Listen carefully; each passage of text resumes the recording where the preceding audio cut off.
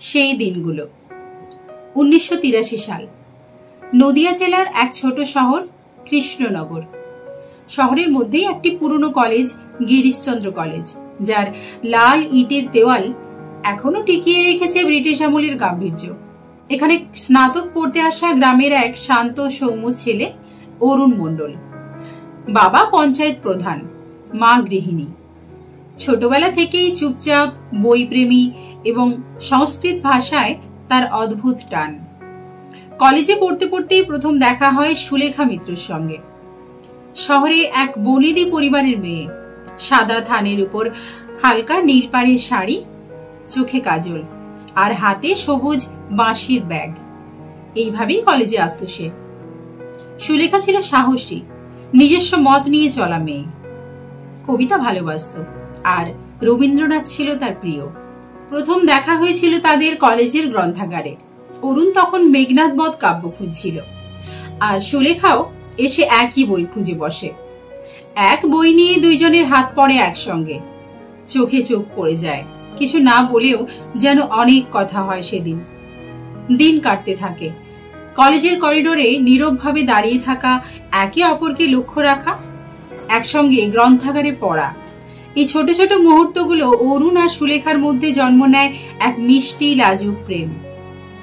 প্রেমটা কখনো উচ্চারণে আসেনি, ছিল চোখে, চিঠিতে আর কবিতার পাতায়। কিন্তু প্রেম যেমন গাঢ় হতে থাকে, তেমনি সময়ও ঘনিয়ে আসে কঠিন বাস্তবের। সেই 1983 সালে শীতকালটা যেন এক অন্যরকম আলোয় ভরা ছিল।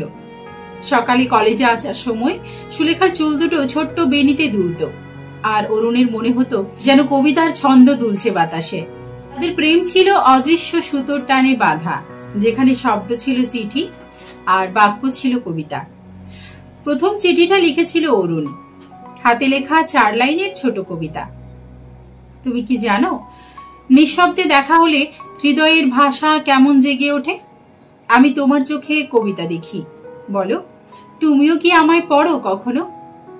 চিঠিটা সে গোপনে রেখে দিয়েছিল সুলেখার বইয়ের ভাঁজে। উত্তরের অপেক্ষায় ছিল। উত্তরের অপেক্ষাটা ছিল তার ছটপটে, ব্যাকুল। সুলেখা উত্তর দিয়েছিল একটি পুরনো পত্রিকার পেছনে লেখা ছোট্ট 4টি শব্দে, চোখে দেখা, মনে রাখা। এরপর থেকে প্রতি বৃহস্পতিবার চলতে থাকে চিঠি চালাচালি। কোনোবার কবিতা, কোনোবার অনুভব, আবার কখনো শুধুই সাদা কাগজে এক ফোঁটা গোলাপ জলের গন্ধ। তাদের প্রেম যেন বইয়ের পাতার মতো, খোলা অথচ গোপন। তবে তারা জানত সমাজ এই সম্পর্ক মেনে নেবে না। সুলেখার বাবা ছিলেন শহরের বিখ্যাত উকিল এবং তিনি চেয়েছিলেন তার মেয়ের জন্য এক সমান মর্যাদার ঘর। অরুণ ছিল কৃষক পরিবারের ছেলে, যদিও সে মেধাবী ও ভদ্র। চিঠির মধ্যে প্রেম লুকিয়ে চললেও অরুণ জানত এই পথ সহজ ছিল না। তবুও সুলেখার শেষ চিঠিতে লেখা ছিল, চাইলে হারিয়ে যেতাম, কিন্তু চেয়েছি তোমায় স্মৃতিতে ধরে রাখতে চিরকাল। চিঠির ভাষায় গড়ে ওঠা সেই সম্পর্ক একসময় এসে পড়ল বাস্তবের বাধার সামনে। সুলেখার পরিবার তার জন্য বিয়ের পাত্র খুঁজছে। ঢাকুরিয়ার এক নামকরা ডাক্তার, পরিবার বনেদি, সম্পদ অঢেল। সুলেখা জানে তার মনের মানুষ অরুণ, কিন্তু সে এটাও জানতো তার বাবা কখনো রাজি হবেন না। অরুণ চুপচাপ, চোখে অনিশ্চয়তা, মনে প্রশ্ন। সে কি সাহস করে বলবে? সুলেখা একদিন গ্রন্থাগারে অরুণকে বলল, আমরা কি সত্যি এক হতে পারবো? অরুণ উত্তর দিল না। মাথা নিচু করে বলল, তোমার ভালো থাকাই আমার চাওয়া। যদি তুই সুখী থাকিস, আমি মানিয়ে নেব। সেদিন বইয়ের পাতার মতো ভেঙে যায় তাদের স্বপ্ন। চিঠিগুলো একে একে থেমে যায়।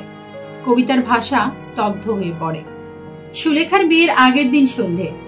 চারপাশে আলো, সাজসজ্জা, অথচ তার মনে অন্ধকার। সে শেষবারের মতো একটি চিঠি পাঠায় অরুণের ঠিকানায়। আজ আমি যাচ্ছি অন্য নামে পরিচিত হতে, কিন্তু আমার মনের কোণে তুমি একটুখানি থেকো, যেন নিজের হারিয়ে যাওয়া আমি ফিরে পাই কোনো একদিন, কোনোভাবে। অরুণ চিঠি হাতে নিয়ে রাত ভোর জেগে থাকে। চোখের জলে ভিজে যায় সেই কাগজ। পরদিন বিয়ে হয় সুলেখার, আর অরুণ গ্রামে ফেরত আসে চিরতরে।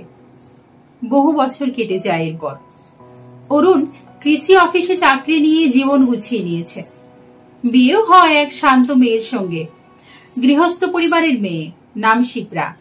তাদের সংসারে জন্ম নেয় তাদের একমাত্র ছেলে অর্ক। অন্যদিকে সুলেখা কলকাতার বড় ডাক্তার বাড়িতে গিয়ে স্ত্রী হয়, কিন্তু সেখানে ভালোবাসা ছিল না, ছিল দায়িত্ব, সমাজ রক্ষা আর নীরবতা।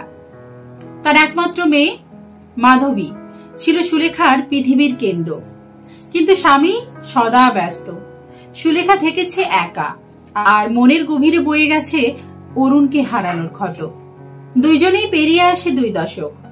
অর্ক বড় হয়ে কলকাতার এক কলেজে পড়ে, মেধাবী, শান্ত। মাধবীও একই কলেজ, সাহসী, প্রাণবন্ত। দুজনের বন্ধুত্ব গড়ে ওঠে। অর্ক চিঠি লেখে, মাধবী কবিতা পড়ে। এক অদ্ভুত মিল। ধীরে ধীরে তারা প্রেমে পড়ে, অথচ বুঝতেই পারে না তাদের বাবা মা একসময় একে অপরের প্রেমিক ছিল। এদিকে এক পুরনো বইয়ের ভাঁজে সুলেখা একদিন খুঁজে পায় সেই পুরনো চিঠি। অন্যদিকে অরুণ তার পুরনো বাক্সে আবিষ্কার করে একটি শুকনো গন্ধভরা গোলাপ। অর্ক ও মাধবী একদিন তাদের বাবা মাকে জানায় তারা বিয়ে করতে চায়। সুলেখা ও অরুণ 2 প্রান্তে বসে খবর পান এবং হঠাৎই জীবনের এক বিস্ময়কর সত্যের মুখোমুখি হন। এক যুগান্তকারী দিন আসে, যেদিন 2 পরিবার একসঙ্গে বসে পাত্রপাত্রীর পরিবার হিসেবে। সেই প্রথমবার 30 বছর পর অরুণ ও সুলেখা একে অপরকে দেখে। চোখে চোখ পড়ে, নিঃশব্দে কেঁপে ওঠে বাতাস। দুইজনেই নিজেদের সামলে নেন। অরুণ বলে, জীবন থেমে থাকেনি, কিন্তু কিছু কিছু গন্ধ থেকে যায়।